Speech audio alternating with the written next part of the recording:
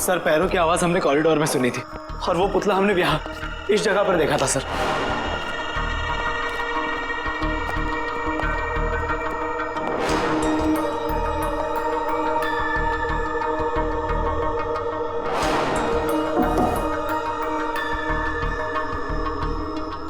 ये कमरा एकदम खाली क्यों है?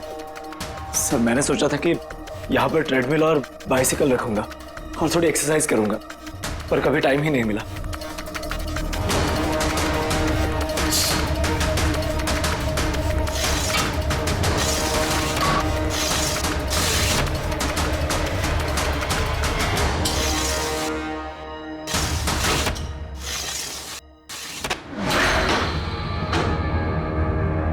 सर ये तो बंद ही नहीं हो रहा।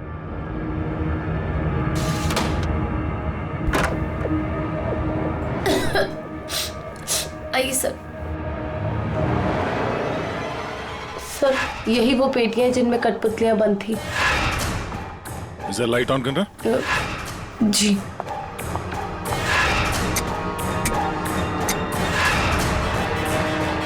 सर ये कमरा बहुत दिन से बंद है तो शायद बल्ब खराब हो गया।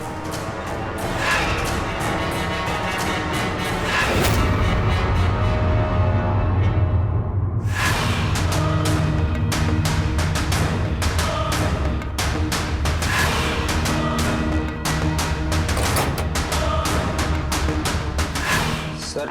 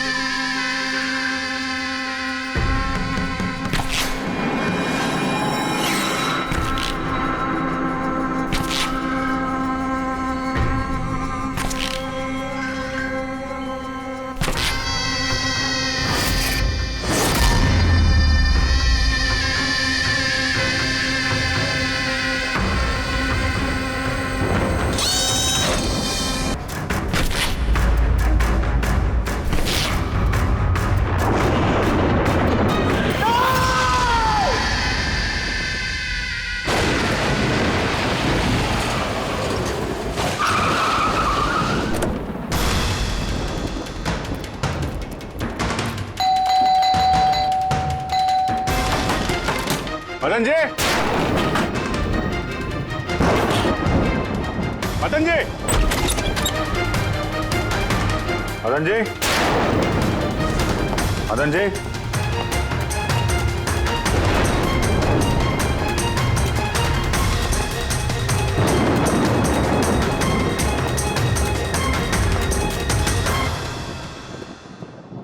दे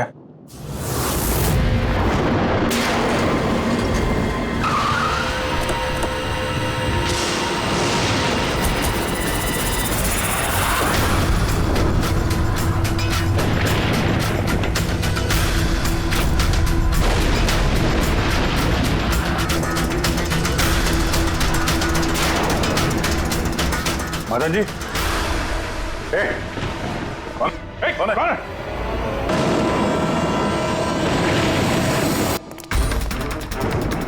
अभिजीत सर, आने में देर हो गई।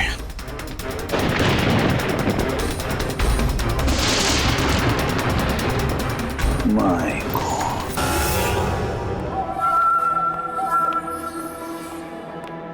ये लीजिए। आराम से, आराम से।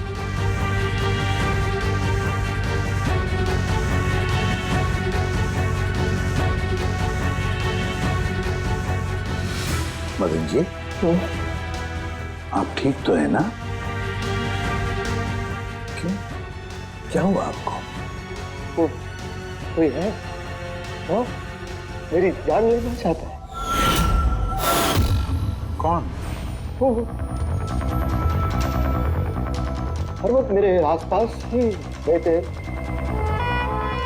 मुझे कभी अकेला नहीं छोड़ते। चाहे शायद इस वक्त भी मुझे देख रहे, सुन रहे। देखिए मदन जी, घबराइए मत, आपको कुछ नहीं होगा, हम लोग हैं ना।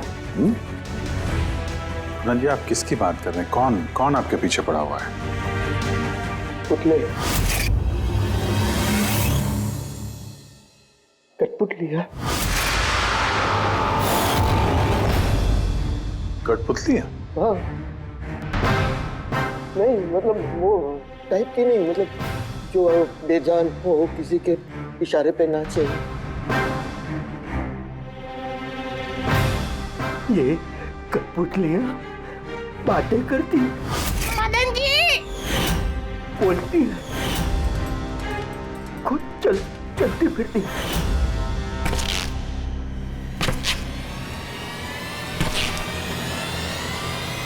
मदन जी, ओ मदन जी। बातें करने वाली कठपुतलियां? हाँ, मैं जानता हूँ आपको मेरी बात का यकीन नहीं होगा, लेकिन बात ही है, किसी को नहीं होगा।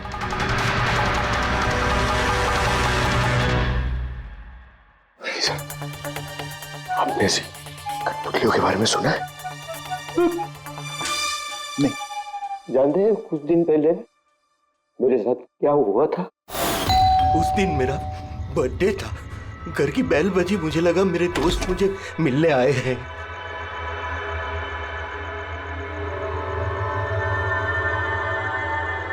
इतनी रात को किसने बेल बजाई होगी? कमाल है। मदन जी,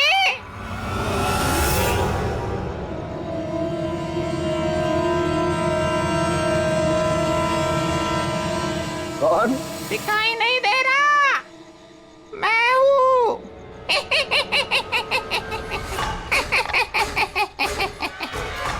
मैं ही हूँ, इतना हैरान होने की जरूरत नहीं। पता है यहाँ मैं क्यों आया हूँ? क्यों? तुम्हारी जान लेने। क्या? हाँ, तुझे जान से मारने। रवि, कविता, जल्दी यहाँ आओ। क्या हुआ भाई साहब? ये पुतला, ये इसने मुझे कहा कि ये मेरी जान ले लेगा। क्या? हाँ भाई साहब, ये बेजान पुतला है। हाँ, वही तो ये आपकी जान कैसे लेगा? भाई साहब, आप हमारे साथ मजाक कर रहे हैं क्या? हाँ, नहीं, कैसी बात कर रहे हो तुम रवि? है, मैं ऐसा बेहुदा मजाक क्यों करूंगा तुम लोग, और वो भी आज के दिन? अरे मैंने खुद सुना, इसने मुझे कहा कि वो जान ले लेगा। एक मिनट, मैं देखता हूँ। संभालना रवि। ये शांत।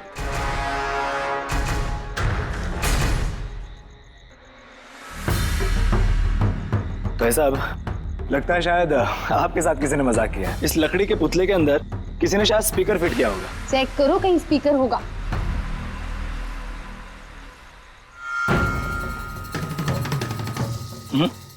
नहीं, इसमें तो कुछ भी नहीं है। अब कहाँ है वो पुतला? कैसे होगा? मैं उसी टाइम उसे तोड़ मोड़ के जला के खत्म कर दी। धमकी दी थी मुझे, उसे मैं कैसे ऐसे ही छोड़ देता? क्या आपने वाकई देखा था? हाँ, मैं मदन जी, हो सकता है आपको कोई सपना अपना आया। वही अकेला देखा मैं, और एक बार नहीं, ऐसा मेरे साथ थोड़े दिन बाद भी।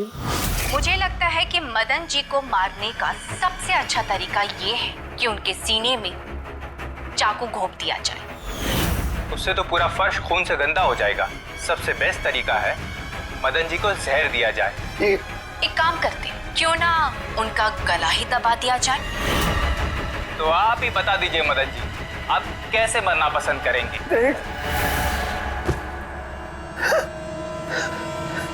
मदन जी,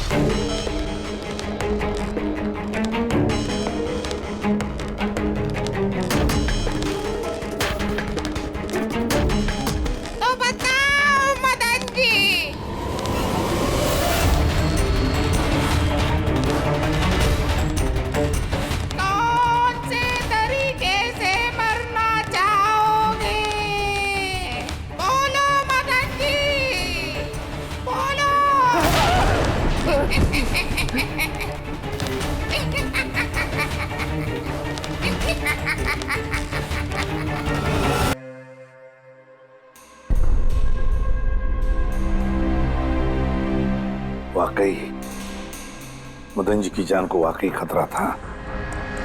सही कह रहे थे, कोई वहम नहीं था। सर मतलब ये मदन जी का खून इस कठपुतली ने किया? क्या बकवास कर रहे हो यार, कठपुतली खून थोड़ी ना कर सकती है। तो फिर खून किसने किया होगा? उसी ने फ्रेडी, उसी ने जो कठपुतली का खेल खेलना जानता है। तो जब हम लोग यहाँ पर आए तब कठपुतली के हाथ में ये चाकू था। सारे सबूत तो इसी की तरफ इशारा कर रहे हैं। खून इसी ने किया है। भैया प्लीज प्लीज, ये भैया को। सर इस पुतले ने खुद नहीं किया। एक मिनट, आप लोग कौन हैं? सर मैं कविता हूँ, इनकी पत्नी, और ये मदन भैया हैं, इनके बड़े भाई, ये रवि हैं। तो आप लोग अब तक क्या कर रहे थे? कहाँ थे आप? सर आज हमारी मैरिज एनिवर्सरी है, इसलिए हम बाहर डिनर के लिए गए थे। हमने मदन भैया को भी कहा था साथ में आने के लिए, लेकिन उन्होंने मना कर दिया। और ये सब ठीक है, मदन जी का खून इस पुतले ने नहीं किया? हाँ सर, इस पुतले ने खून नहीं किया। आप जानती हैं खूनी को? मुझे पूरा यकीन है इनका खून शार्दुल ने किया है। वो इनसे बदला लेना चाहता था। ये शार्दुल है कौन? किस बात का बदला लेना चाहता था? शार्दुल एक पेंटाकोलिस्ट और वॉइस ओवर आर्टिस्ट था। मदन भैया और रवि के बड़े भैया अंकुश भैया के बचपन का दोस्त। अंकुश भैया को शार्दुल से बचपन से ही बहुत लगाव था। जब उन्होंने देखा कि शार्दुल जिंदगी में कितनी ठोकरें खा रहा है, तो 5 साल पहले उन्होंने अपना घर शार्दुल को दे दिया ताकि वो वहां से अपना थिएटर ग्रुप चला सके। हालांकि वो लोग कभी अंकुश भैया को किराए के पैसे नहीं दे पाए, मगर अंकुश भैया को इस बात से कभी कोई तकलीफ नहीं हुई, क्योंकि वो जानते थे कि इस कला में इतने पैसे नहीं हैं। शार्दुल और उनके स्टूडेंट्स अंकुश भैया के घर से ही अपनी वेंटर कॉलेज की प्रैक्टिस किया करते थे। कठपुतलियों से बातें करवाने की इस कला का घंटों बैठकर रियाज किया करते थे।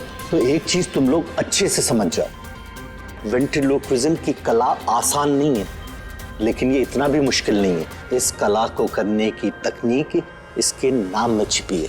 वेंट्रिलोक्विज्म एक लैटिन शब्द है जिसमें वेंटर का मतलब पेट और लोक्वी मतलब बोलना, और वेंट्रिलोक्विज्म मतलब पेट से बोलना। जैसे हेलो गौरव, कैसे हो तुम? फिर एक दिन अंकुश भैया गुजर गए और सब कुछ बदल गया।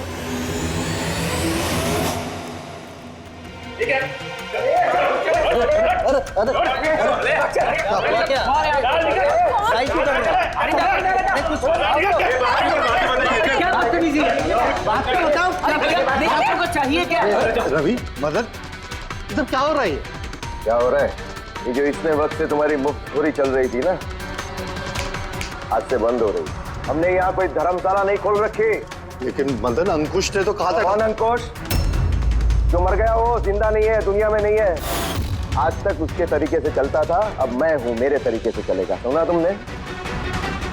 चलो जगह खाली करो। रवि समझा अपने भाई को। वो क्या समझाएगा मुझे? मैं समझता हूँ ना सब कुछ। और अगर यहाँ रहना ही है तो किराया देना पड़ेगा। किराया? हाँ किराया। कितना किराया देना होगा हमें? 4 लाख। 4 लाख? मगर 4 लाख तो हमारे पास नहीं है। नहीं है तो खाली करो, वरना पुलिस को बुला के तुम सबको जेल में भिजवा दूंगा। वहां पर रहने का कोई किराया भी नहीं देना पड़ेगा। मदन, हमें कुछ मोहलत दो। हम इतनी जल्दी कहाँ जाएंगे? मोहलत कुछ नहीं मिलेगी। बहुत सुन लिया मैंने, बहुत देख लिया तुम लोग का तमाशा। निकलो निकलो यहाँ से। अरे एक मिनट, जब तक आज तक का तुम किराया मुझे नहीं देते, ये जो सामान तुम्हारा पड़ा है ना, और ये क्या है, कठपुतलियां, वो सब मेरे कब्जे में रहेगी। अगर तुम ये भी हमसे छीन लोगे तो हम तुम्हारा किराया कैसे चुकाएंगे? वो मैं नहीं जानता। सर ऐसा मत कीजिए सर, हम आपके सारे पैसे चुका देंगे सर, प्लीज। सर आपको ये सब बेजान कठपुतलियां लगती हैं, मगर हमारी जिंदगी बसी है इन सब में। ए भाई ट्रेजेडी किंग, ये सब तुम्हारा मेलोड्रामा है ना, मेरे अंकुश भाई के साथ चलता है, मेरे सामने नहीं। और ये क्या ये 4 लाख रुपया कमा के देगी ये कठपुतलियां। अरे 4 लाख क्या 4,400 रुपये भी कमा के नहीं दे सकती है। जानते हो क्यों? क्योंकि ये कला खत्म हो चुकी है, जीरो। ये तुम्हारे गुरु है ना कौन, शार्दुल, उसकी तरह किसी काम की नहीं है। लूजर है लूजर ये। चले निकल निकल।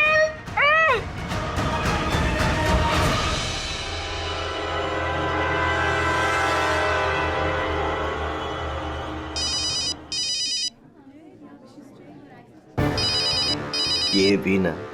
कौन है भैया? और कौन, शार्दुल। बार बार मुझे इस तरह फोन करके धमकियां देता है। मैं देखता हूँ। मैं आ रहा हूँ तुझे मारने। अब तेरी जिंदगी कुछ ही दिन की मेहमान है। हेलो भैया, मेरे ख्याल से हमें पुलिस के पास जाना चाहिए। पुलिस डिपार्टमेंट में मैं किसी को जानता हूँ, शायद वो हमारी मदद करे। हाँ भैया, मुझे बिल्कुल भी उम्मीद नहीं थी कि शार्दुल इतना सनकी निकलेगा। हमें पुलिस के पास जाना चाहिए। कोई फायदा नहीं। ये शार्दुल अपने मोबाइल से फोन नहीं कर रहा, कोई लैंडलाइन नंबर से कर रहा है। Landline number? मैं पता लगाता हूँ ये नंबर कहाँ का है। सर, पुलिस रिकॉर्ड के मुताबिक तो ये सारे कॉल्स मौके लैंडलाइन से आए थे। लेकिन मौका फोन लाइन तो कोई इस्तेमाल कर ही नहीं रहा था। तो ये सब कैसे? कुर्वी, अच्छी तरह से चेक करो, देखो चक्कर क्या है। मामला गड़बड़े है। सर, इन्हें कुछ पता नहीं चलेगा। आप ऐसा क्यों कह रही हैं? क्योंकि सीआईडी जिंदा इंसानों को पकड़ सकती है, आत्माओं को नहीं। और मैं जानती हूँ ये सब शार्दुल की आत्मा ने किया है। देखिए, आत्मा जैसी कोई चीज नहीं होती है। पढ़ी लिखी होने के बाद भी आप ऐसी बातें कर रही हैं। आप भी तो पढ़े लिखे, आप ही बताइए ना, एक लाश मॉर्ग से फोन कैसे कर सकती है? कैसे मदन भैया से वो कठपुतलियां बात कर सकती है? सर, आपको ये सब नॉर्मल लग रहा है? आप लोगों ने भी ऐसा कुछ अनुभव किया जैसे मदन जी ने किया था? जी सर। नहीं, हट जाओ। आज मैं तुम्हें छोड़ूंगा नहीं। बहुत परेशान किया है तुम लोगों ने मुझे। मार डालूंगा मैं आज तुमको, छोड़ूगा नहीं। भैया हट जाओ। नहीं भैया, क्या हुआ? क्या बताना? अरे भैया, ये क्या कर रहे हैं भैया? भैया कठपुतलियां हैं, दूर रहना। कठपुतलियां? हाँ, मारने आई है मुझे। मैंने कहा था ना। भैया एक बात तो सुनिए। क्या कर रहे हैं आप? रवि, ये आवाज ऊपर से आ रही है। हाँ, लेकिन ऊपर तो कुछ भी नहीं है, बस स्टोर रूम है और एक बंद पड़ा हुआ कमरा है। Store room?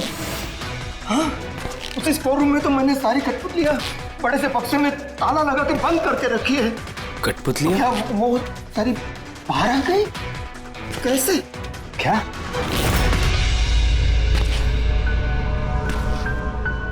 भैया, आप डरिए मत। आइए ऊपर चलिए।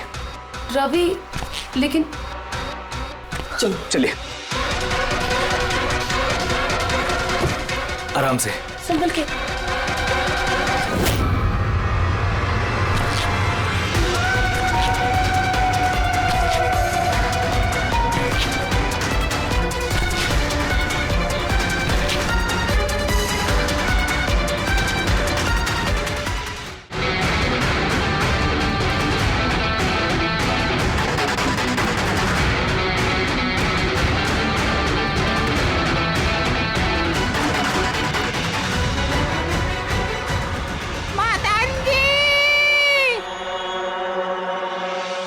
भाई साहब, आवाज इस कमरे से आ रही है। आइए।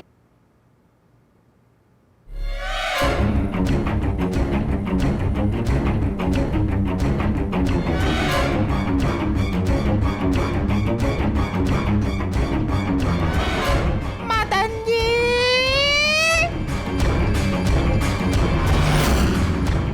मदन जी, कैसा लगा मुझे मिलके? सोचा मारने से पहले मिल तो लूं। मैंने कहा था बातें करते हैं। सर, मदन भाई साहब ने सभी कठपुतलियों को बक्से में बंद करके रखा था, लेकिन पता नहीं ये कठपुतलियां कहाँ से बाहर आ रही हैं। हमें वो बक्सा भी देखना है और वो कमरा भी जहाँ पर लोगों ने वो कठपुतली देखी थी। कहाँ है? सर दोनों कमरे ऊपर ही है सर। चलिए दिखाइए। आइए सर।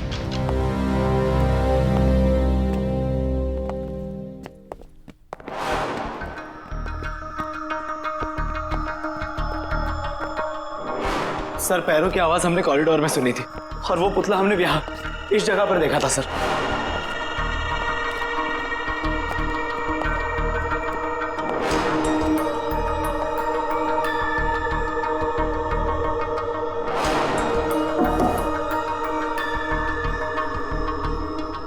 ये कमरा एकदम खाली क्यों है? सर मैंने सोचा था कि यहाँ पर ट्रेडमिल और बाइसिकल रखूंगा और थोड़ी एक्सरसाइज करूंगा, पर कभी टाइम ही नहीं मिला।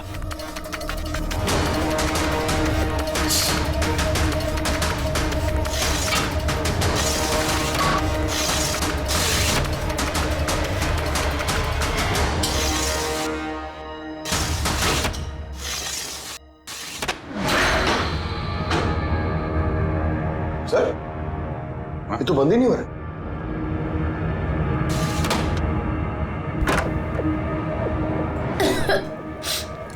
आइए सर। सर यही वो पेटियां जिनमें कठपुतलियां बंद थी। इधर लाइट ऑन करना। जी।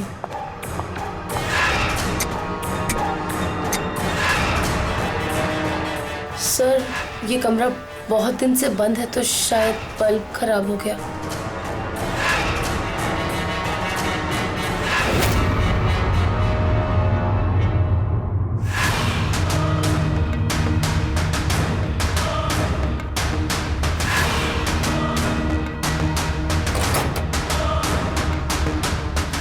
सर सारे पेटियों पे ताला लगा है।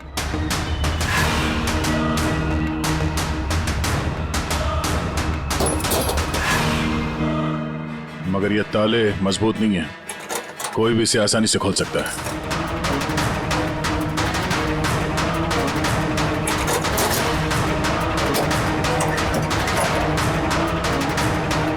इतने सारे पुतले,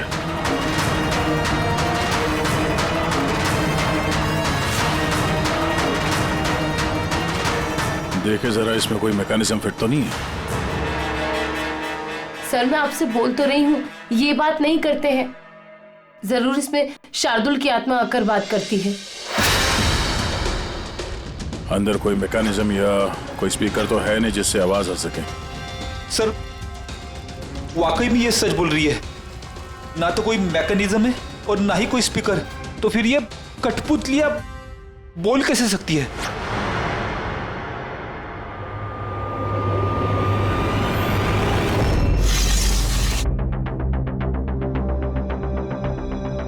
लॉक खराब है? लॉक खराब है सर। यहाँ से तो कोई भी आसानी से अंदर आ सकता है। सीढ़ी वीढ़ी लगाए या बाइक वाइक लगाए तो भी आसानी से ऊपर आ सकते हैं।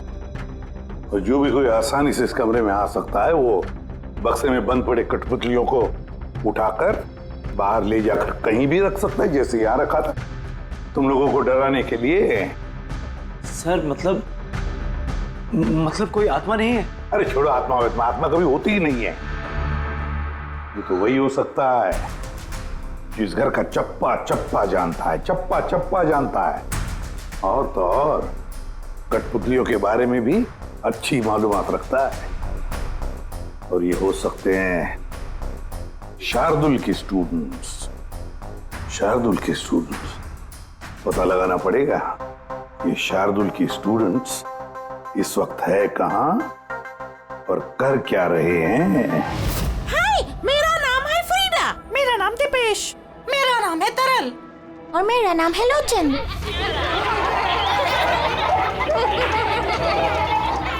आज मैं आप सबको एक बहुत ही अच्छी कहानी सुनाने वाली हूँ।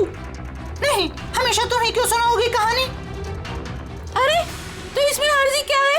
हाँ, फ्रीडा तुम्हें हमेशा सबसे अच्छा रोल चाहिए होता है। हाँ दीपेश, तुमने बिल्कुल सही कहा। मेहनत हम करते हैं और फेमस तुम होती हो। तुम्हारी कठपुतली का भी यही कहना है।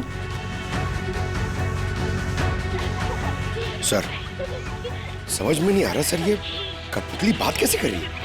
अरे पंकज, एक कला है आवाज बदलने की कला। इसे कहते हैं वेंट्रिकुलिज्म। बिल्कुल, बात तो यही लोग कर रहे हैं, लेकिन लगता है कि ये आवाज कठपुतली के मुंह से निकल रही है। मगर सर ये लोग कहाँ बात कर रहे हैं? देखिए ना, इनके तो मुंह भी नहीं चल रहे। देखो मैं कह रहा हूँ मैं सबसे बेस्ट हूँ। यही तो कला है पंकज, बिना मुंह खोले इतनी साफ आवाज में बात करना। आवाज यहाँ पेट से निकलती है। वो आत्मा भी इसी कला की पैदाइश थी। उन पुतलों ने इसी कला के जरिए मदन जी से बात की थी और वो न्यूज रीडर्स ने भी। मगर सर ये लोग तो कठपुतलियों को ऐसे हाथ से हिला रहे हैं सर। हाँ, तो ऐसे तो होता है पेट शो में। मगर सर मदन जी ने वो पुतला देखा था, उसे तो कोई हाथ से नहीं हिला रहा था, ना ही कोई बात कर रहा था ऐसे। शायद कोई मैकेनिज्म फिट किया होगा उन पुतलों में, जो किसी रिमोट कंट्रोल से ऑपरेट होता होगा। सर मगर रवि ने बोला था कि उसके अंदर कुछ भी नहीं था, कुछ भी नहीं था। साउंड मैकेनिज्म नहीं मिला था, लेकिन उसके सर के अंदर कोई मैकेनिज्म था जिसकी वजह से उसका सर और मुंह हिल रहा था, जो शायद रवि को दिखा नहीं। ऐसी कठपुतलियां बनाना शार्दुल या उसके किसी स्टूडेंट का ही काम हो सकता है, जो मदन जी के घर का चप्पा चप्पा अच्छी तरह से जानता है। इन्हें पता होगा उस खिड़की के बारे में जिसका लाश टूटा हुआ था।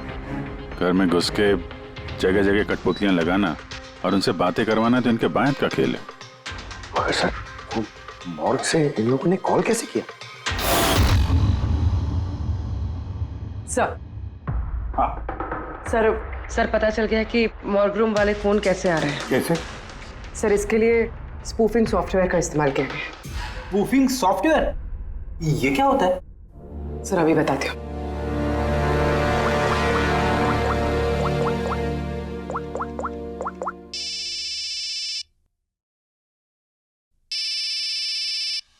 अरे यार, मेरी वाइफ को भी अभी फोन करना था। सर, मैं बिजली का बिल भरना फिर से भूल गया हूँ। शायद बिजली कट गई होगी। डांटने के लिए मुझे फोन किया होगा। फोन उठाऊं क्या? ले लो, जाओ जल्दी बात करो।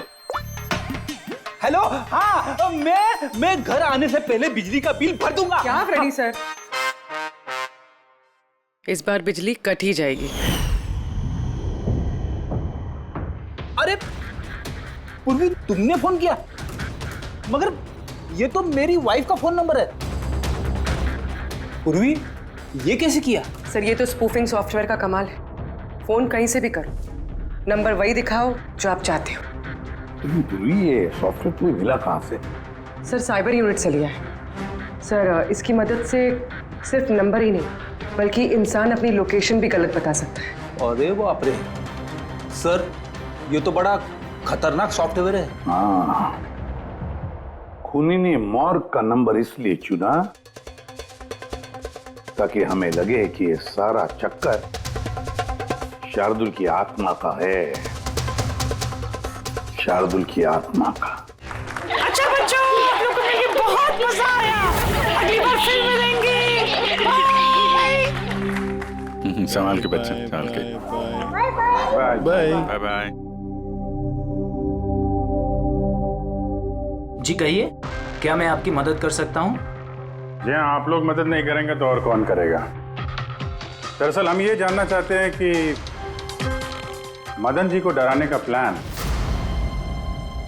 आप में से किसका था? हम लोग कुछ समझे नहीं। अच्छा, तुम लोग भी नहीं समझे? हाँ? नहीं सर। अभी नहीं समझा? मैं निर्दोष हूँ। बहुत हंसी आ रही। हाँ? एक आदमी की जान चली गई, तुम सबको बहुत हंसी आ रही है। जान? किसकी जान? मदन जी की। फोन हुआ है उनका सीआईडी से हम लोग। सीआईडी? जी हाँ, सीआईडी। और हमारे शक के दायरे में हो तुम सब।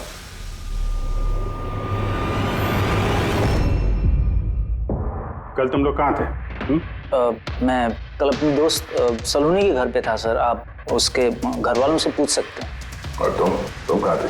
सर हम, मेरा मतलब लोचन और मैं एक शो के लिए गए थे पुणे। आज सुबह ही लौटे हैं हम। पुणे? कैसे गए थे पुणे? रेडियो कैब से। आई हैव द इंफॉर्मेशन, आप चेक कर सकते हो। ये लीजिए। क्या हुआ? बहुत पसीने छूट रहे हैं तुमको? हाँ? तुम कहाँ थे कल रात? सर वो मैं बताता हूँ। तुम कल रात मदन के घर में थे या नहीं? हाँ मैं वहाँ, लेकिन मैंने किसी को नहीं मारा। क्या करने गया था फिर वहाँ? हाँ? सर हम तो बस मदन को सबक सिखाना चाहते थे। जो कुछ उसने शार्दुल सर के साथ किया वो बहुत गलत किया। और हाँ, आज अगर शार्दुल सर हमारे बीच नहीं है तो वो सिर्फ एक इंसान के कारण, वो है मदन। उनके कारण ही उन्होंने दारू पीना चालू किया और वक्त से पहले गुजर गए। तो तुम लोगों ने सोचा खून के बदले खून? नहीं नहीं सर, हम बस डराना चाहते थे। गौरव का प्लान था ये। हाँ सर, गौरव ने कल रात मुझे फोन करके बुलाया था, तकरीबन 11:30-12 बजे के आसपास, लेकिन मैं थोड़ा लेट हो गया और 12:30 बजे पहुंचा।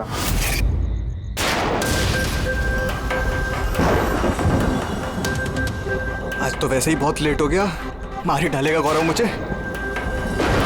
चला गया शायद अंदर, किससे इशारा कैसे करूं?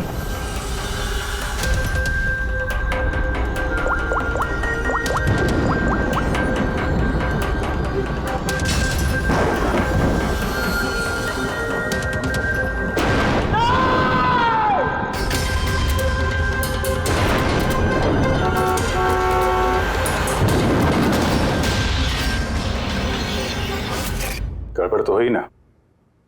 मदन जी का खून हुआ रात में। सर मेरा इस खून से कोई लेना देना नहीं है। और गौरव का? सर ये तो गौरव ही बता सकता है ना। ठीक है, बुलाओ गौरव को। कहाँ है वो? गौरव तो फिलहाल गोवा में। गोवा? गोवा किस लिए? सर ये पता नहीं। उसको बचाने की कोशिश मत करना, वरना खुद बच जाओगे, समझे? नहीं सर, ऐसी बात नहीं है। कल रात को जब मैंने उसे फोन किया तो उसका फोन बंद आ रहा था। आज सुबह उसका मैसेज आया मेरे पास। मैसेज? इधर सर कल रात कुछ ऐसा हुआ जो नहीं होना चाहिए था। मैं गोवा पहुंच गया हूँ कुछ दिन छुपने के लिए। लेकिन ये गोवा पहुंचा कब और कैसे? जब हम लोग क्राइम सीन पे पहुंचे तो वो वहां पे था नहीं। हाँ, अगर हम मान भी ले कि जब हम लोग वहां पर पहुंचे उससे ठीक पहले वो वहां से निकला था, तो वो गोवा कैसे पहुंच सकता है? खून हुआ रात के 1 बजे, उसके बाद हम लोग वहां पहुंचे और रात को कोई फ्लाइट तो है नहीं गोवा जाने वाली। सर अगर फ्लाइट से नहीं और बस से या फिर गाड़ी से गया हो तो? नहीं पंकज, ड्राइव करके गोवा पहुंचने में कम से कम 12 घंटे लगते हैं और ये मैसेज आया है सुबह 9 बजे। मतलब गोवा पहुंचने से पहले ही उसने मैसेज कर दिया कि वो गोवा पहुंच चुका है। पंकज जरा पता करो गौरव के मोबाइल की लास्ट लोकेशन क्या थी। नंबर देना गौरव का। ओके जी, थैंक यू। सर गौरव का आखिरी लोकेशन मदन जी का बंगलो ही था और कल रात 11:30 बजे उसका फोन बंद हुआ। 11:30? Hello, thank you sir. Gaurav Kumar नाम का कोई भी आदमी गोवा की किसी भी फ्लाइट में नहीं था, ना आज सुबह ना कल रात को। और तो और सर ये किसी भी एयरपोर्ट के सीसीटीवी फुटेज में भी दिखाई नहीं दिया। मतलब अपना शक सही निकला, गौरव यही है उसने या फिर किसी और ने उसके फोन से ये मैसेज भेजा है कि वो गोवा गया है। लेकिन सर कोई ऐसा करेगा क्यों? वो तो अभी पता नहीं है फ्रेडी, लेकिन एक बात समझ में नहीं आ रही। गौरव जी को मदन जी को मारना था तो वो कभी भी मार सकता था, ये डराने का ड्रामा क्यों? ये चारों लोग मिलकर ये जो कठपुतली का गेम खेल रहे थे। और तो और जब उसने मदन जी को मारा तो इसके बारे में अपने दोस्तों को बताया भी नहीं। यहाँ पे कुछ पेच है। इसका एक ही मतलब है बॉस, या तो गौरव को हड़बड़ी में मदन जी को मारना पड़ा जब वो पकड़ा गया, या फिर खूनी गौरव नहीं कोई और ही है। सर अगर खूनी कोई और है तो फिर ये गौरव कहाँ है? हो सकता है खूनी ने गौरव को मार के उसे गायब कर दिया और हमारे सामने ऐसे सबूत डाल दिए जिससे हमें ये लगे कि वो हमसे छुप रहा है, गोवा में है। ये लॉक टूटा हुआ है। इसी खिड़की से गौरव और उसके साथी अंदर आते थे मदन जी को डराने के लिए। अगर ये गौरव कल रात यहाँ पे आया था और उसके बाद से गायब है तो हो सकता है उसके साथ जो कुछ भी हुआ यही हुआ। अगर यहाँ उसके साथ कुछ हुआ है तो कुछ ना कुछ ट्रेसेस तो मिलने चाहिए। ल्यूमिनेंट टेस्ट करके देखते हैं। पूर्वी सर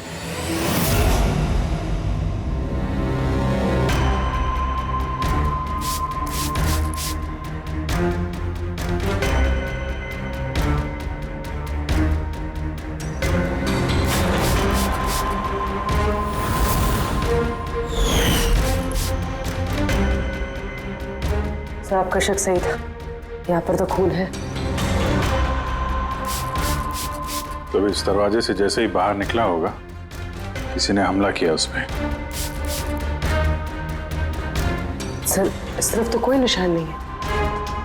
इस तरफ देखो।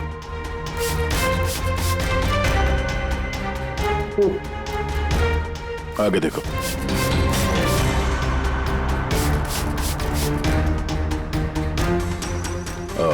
मतलब हमला करने के बाद गौरव को घसीट के यहाँ स्टोर रूम तक लाया गया।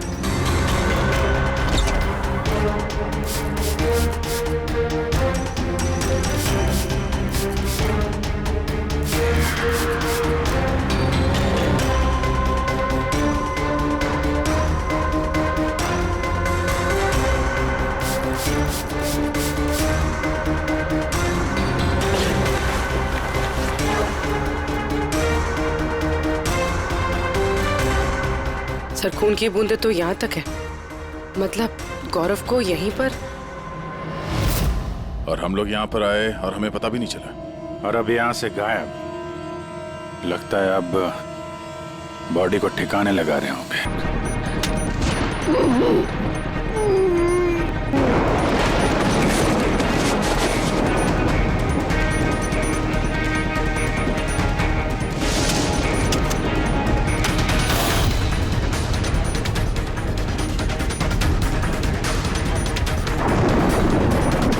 सीआईडी? अरे गोली लग जाएगी, भागेगा। चलो पीछे। हाँ जिंदा है। ले जाओ जल्दी हॉस्पिटल। जिंदा दफनाना चाहते थे सर। हाँ लेकिन आपको कैसे पता चला कि हम लोग यहाँ पर हैं? आजकल मोबाइल के जरिए भी मुजरिमों को पकड़ लेते हैं हम लोग। उस खुदगर्ज और लालची इंसान का मर जाना ही ठीक था। अंकुश भैया की मौत के बाद मदन भैया अकेले ही सारी प्रॉपर्टी हड़प जाना चाहते थे। हमें क्या मिलता? ठेंगा। हमने ये प्लान तब बनाया जब घर में वो कठपुतलियों वाले हादसे होना शुरू हुए। हम जानते थे सर कि कोई आत्मा वात्मा का चक्कर नहीं है, इसीलिए हम एक रात जागे ताकि इस कठपुतली के राज से पर्दाफाश कर सके। और फिर तुम लोगों ने गौरव को पकड़ लिया? हाँ।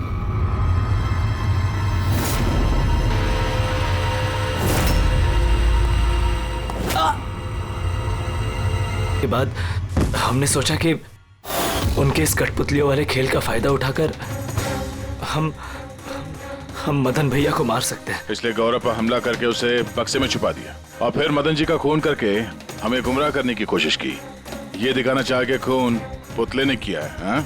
हमें मालूम था कि सीआईडी कभी भी आत्मा की कहानी और कठपुतलियों के खेल पर विश्वास नहीं करेगी और आपका सीधा शक जाएगा शार्दुल के स्टूडेंट्स पर, खास करके गौरव पे।